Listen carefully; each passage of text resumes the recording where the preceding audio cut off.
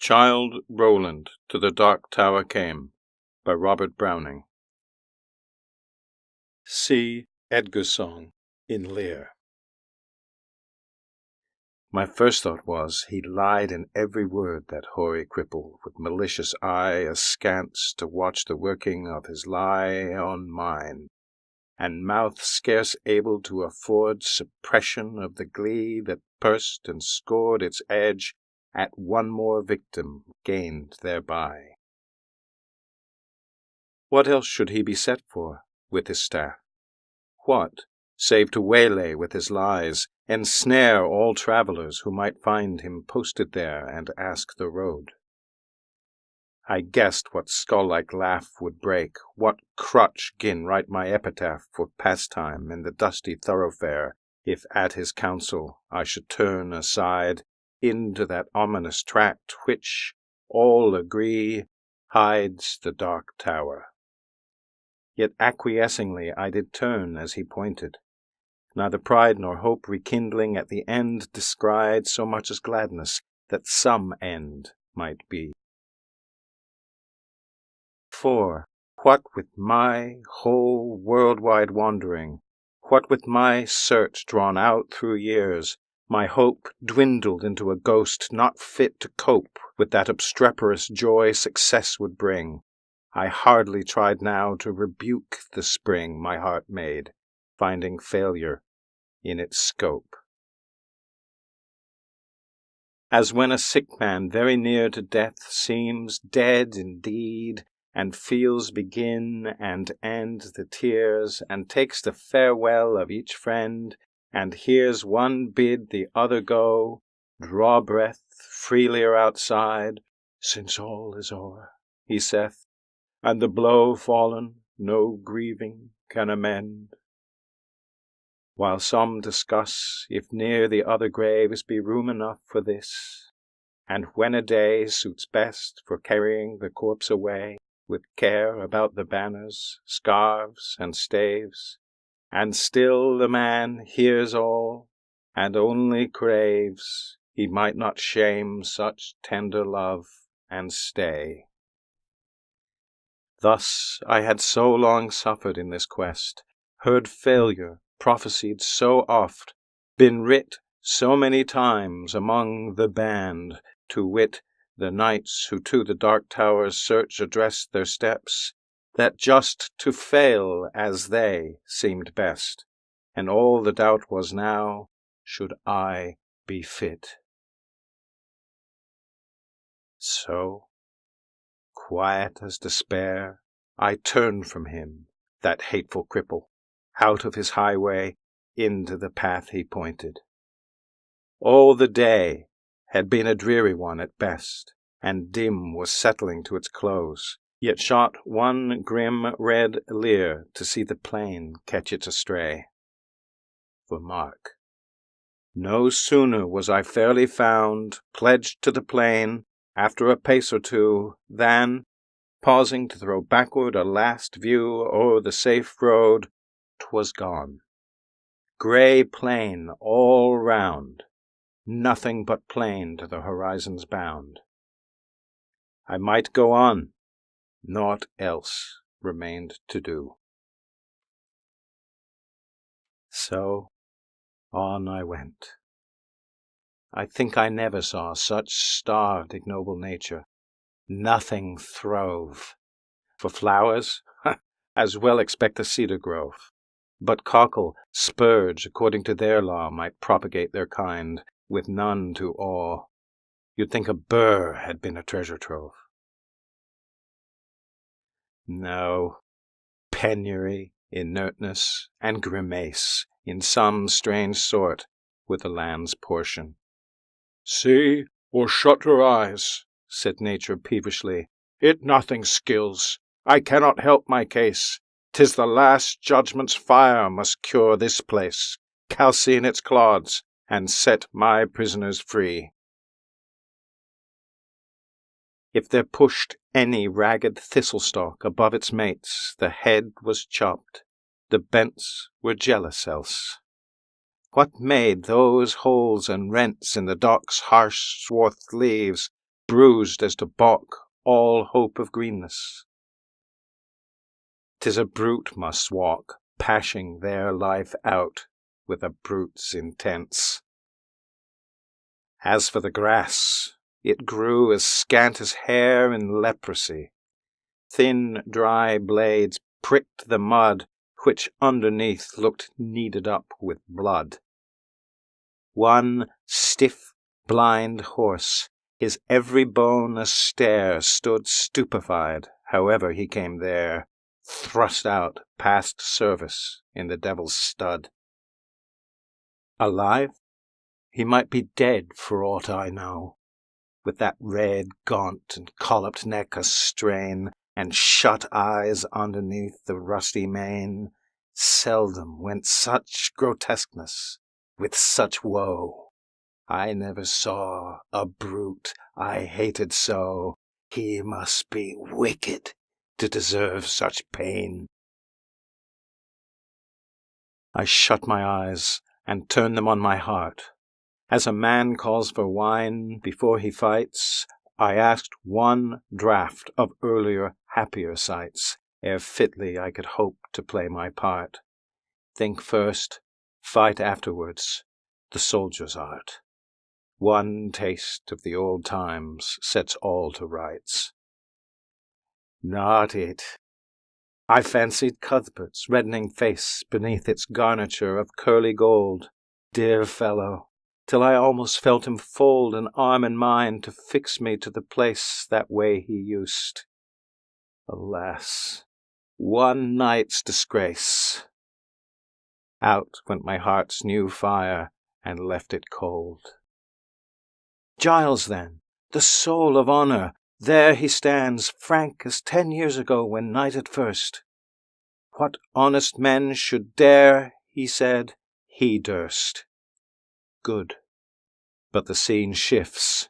Vah! What hangman hands pinned to his breast a parchment? His own bands read it. Poor traitor, spit upon and cursed. Better this present than a past like that. Back, therefore, to my darkening path again. No sound, no sight, as far as eye could strain. Will the night send a howlet or a bat? I asked, when something on the dismal flat came to arrest my thoughts and change their train. A sudden little river crossed my path as unexpected as a serpent comes. No sluggish tide congenial to the glooms. This, as it frothed by, might have been a bath for the fiend's glowing hoof, to see the wrath of its black eddy bespate with flakes and spumes. So petty, yet so spiteful. All along low scrubby alders kneeled down over it. Drenched willows flung them headlong in a fit of mute despair, a suicidal throng.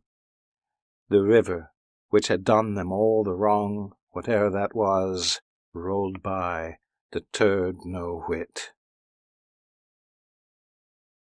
Which, while I forded, good saints, how I feared to set my foot upon a dead man's cheek each step, or feel the spear I thrust to seek for hollows tangled in his hair or beard. It may have been a water rat I speared, but ugh! It sounded like a baby's shriek. Glad was I when I reached the other bank. Now for a better country. Vain presage. Who were the strugglers? What war did they wage whose savage trample thus could pad the dank soil to a plash? Toads in a poisoned tank, or wild cats in a red-hot iron cage? The fight must so have seemed in that fell cirque. What penned them there, with all the plain to choose?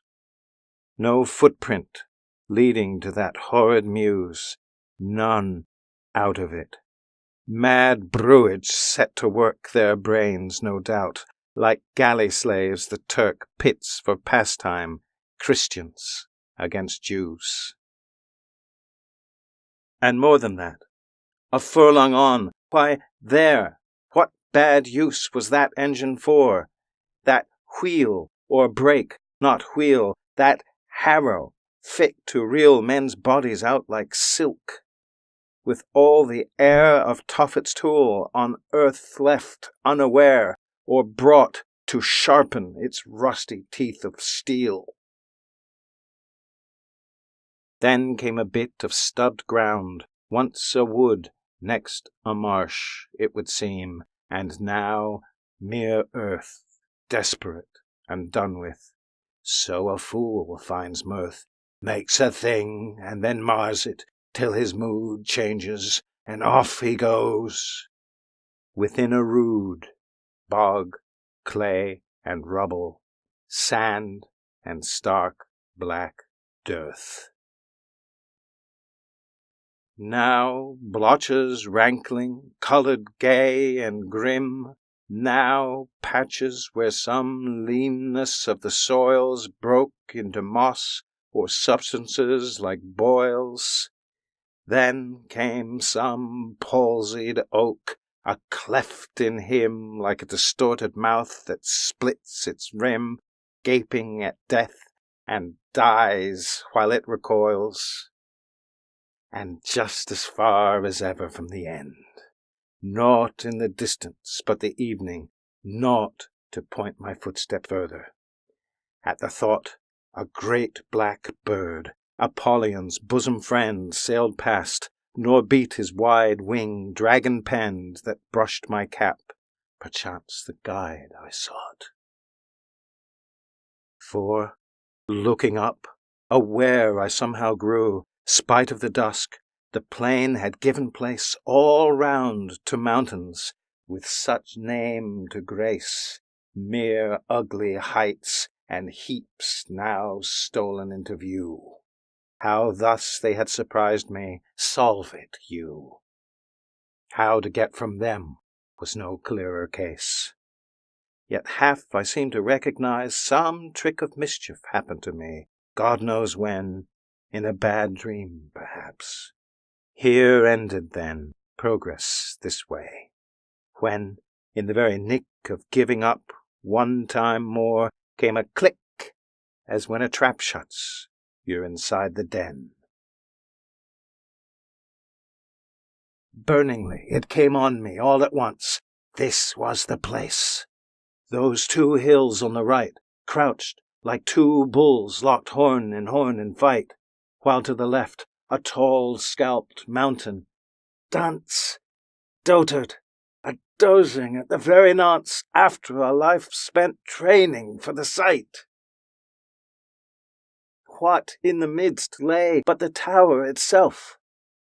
The round squat turret, blind as the fool's heart, built of brown stone, without a counterpart in the whole world. The tempest-smocking elf points to the shipman thus the unseen shelf he strikes on only when the timbers start. Not see? Because of night, perhaps? Why, day came back again for that.